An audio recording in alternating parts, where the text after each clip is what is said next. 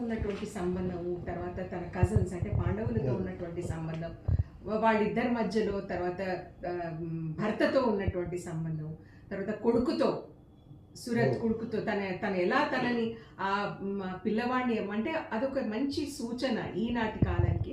ఎందుకంటే మనం సిటీ వరకు చూసుకుంటే మనం అనుకుంటున్నాము చాలా మారిపోయింది, మనం ముందుకెళ్ళిపోయాము అని. కానీ మనం మళ్ళీ వెళ్ళి గ్రామాల్లో కానీ అటు నార్దర్న్ సైడ్ అటు ఇటు చూసినా కానీ చాలా వరకు పద్ధతి ఏమి మారలేదు, ఆలోచన మారలేదు.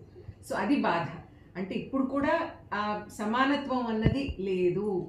అది ఉండాలి. ఆడపిల్లలకైనా వాళ్ళకు కూడా ఒక ఆలోచన విధానం ఉంటుంది, వాళ్ళకు కూడా ఇష్టాలు అయిష్టాలు ఉంటాయి, వాళ్ళకు కూడా ప్రేమ అన్నది ఉంటుంది, వాళ్ళని రికగ్నైజ్ చేయాలి. ఈ భావాలని అందరం కూడా తల్లిదండ్రులు కూడా రికగ్నైజ్ చేయాలి అనే ఒక బాధని తను ముందు భావనలో నేను ఉన్నానా లేదా అని కూడా నాకు అనుమానమే. ఎందుకంటే ఎప్పుడు కూడా తన దృష్టి, తన కాన్సన్ట్రేషన్ అంతా కూడా తన కొడుకుల మీదే.